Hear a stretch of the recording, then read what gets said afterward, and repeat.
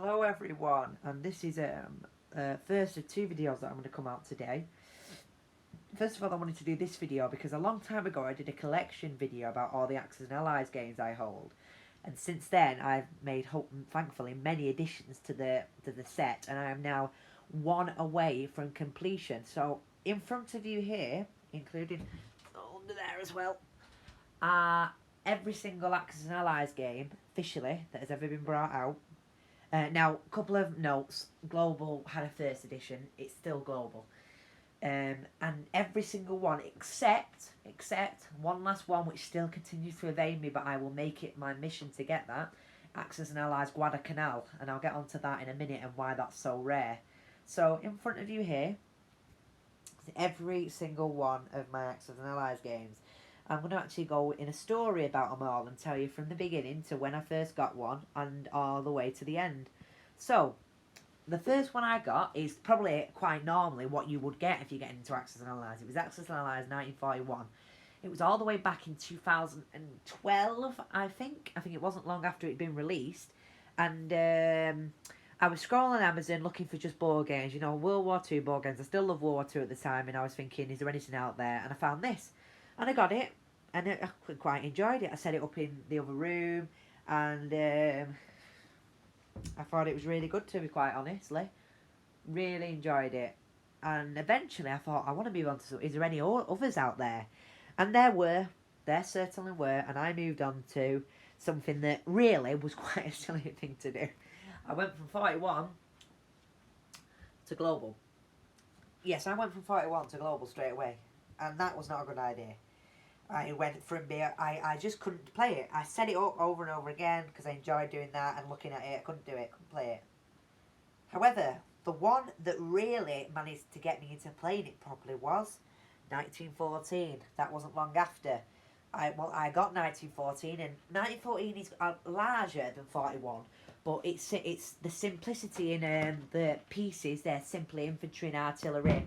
Very easy to get your head around air superiority in tanks, and the Navy, you've already learned a bit in 41, and it was a really great, it really did help me in 14 to get into everything else, and I really enjoyed that.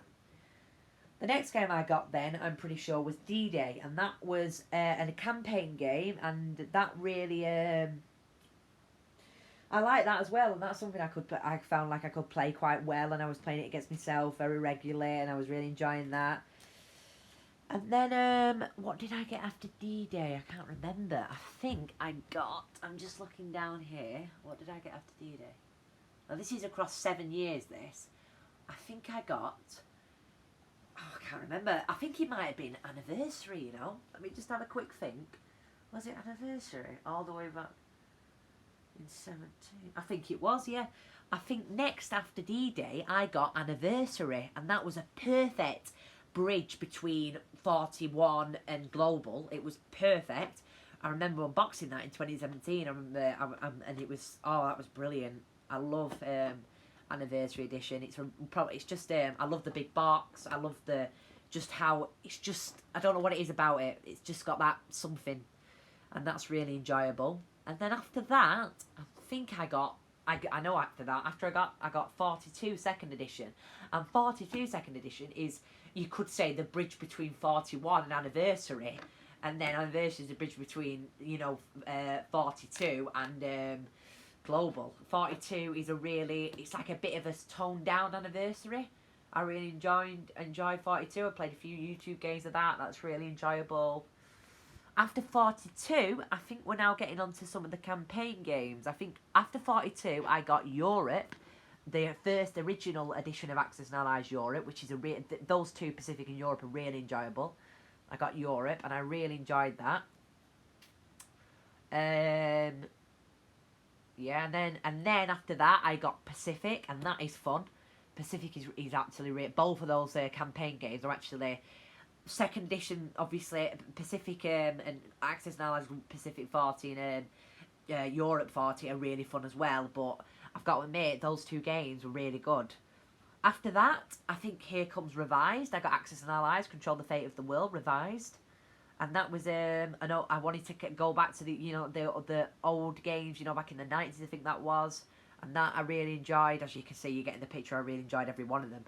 And after that, I think I got Battle of the Bulge. And now that, I really hunted down for that. I remember looking for Battle of the Bulge for about over a year. Just every so often going on eBay, trying to find one, all £150 or, you know, plus £50 shipping. And all of a sudden, I find one, dead cheap. And I'm thinking, wow, what's going on here? This is brilliant. And it was dead cheap, and I couldn't believe it. And I've got to admit, no wonder it's a really, really good game, Battle of the Bulge. It really does show a different mechanical side of the game, logistics, really enjoyable. After Battle of the Bulge comes Classic, and that was fun. As you remember my video a couple of, all those months ago when it was delivered while I was doing a video. And that was really enjoyable. What else is there? Last one. Recently, Christmas, I got Axis and Allies Zombies, which is... I felt like I needed to get it because it was... I wanted to see what it was like. Now, to be honest, I now understand people's scepticism of it. It should have been set in the future, not the past. And it's just, you know, a bit of... It's just 1942 with zombies in it, that's all. It's just not really... It's alright, but... if anyone is looking to get it, no, I don't. I only, personally, I did get it for a collection. But anyway. And then, I think that's it. Yeah, I've covered everyone. So, that is my Axis and Allies collection. All the way from Classic, when it was the first ever one, to Zombies, which is the latest one. So, now the last thing I was going to say is why Guadalcanal is so rare. Now, Axis and Allies, the Axis and Allies series released 3 campaign games, okay? D-Day came first, I think, if my Axis and Allies history is right here. Battle of the Bulge came second. No, Guadalcanal came second, and Battle of the Bulge came third. D-Day is quite, it's not easy to get, but it's much more viable price-wise and to find it, to buy. But Bulge and Guadalcanal are super rare. And Guadalcanal is doing what Bulge has done. And it's just, if you know, like, I mean, I haven't checked. I went on a couple of weeks ago, and the cheapest one on there was like over $200 on Amazon, and then even eBay. There's just because it's so rare, because there's so little out there, and there's only a few people that want to sell them. That's why Guadalcanal is the last one, and I do believe I know for a fact one day I will hunt that down. I mean, I'm never going to buy it for the price it is, because it's not worth, you know, well, I mean, maybe it is, you never know, it might be brilliant, but I do miss the feeling of, I remember getting Zombies, and the feeling of getting each one of these for the first time, opening the packaging and getting it out is just so brilliant. And I know now that there's only probably one time that I'm going to, you know, get that left now. But yeah, that's my Axis and Allies collection, and every single one of them has given me much joy, and I'm so glad all those years ago I was scrolling Amazon and got 41. So yeah, bye bye.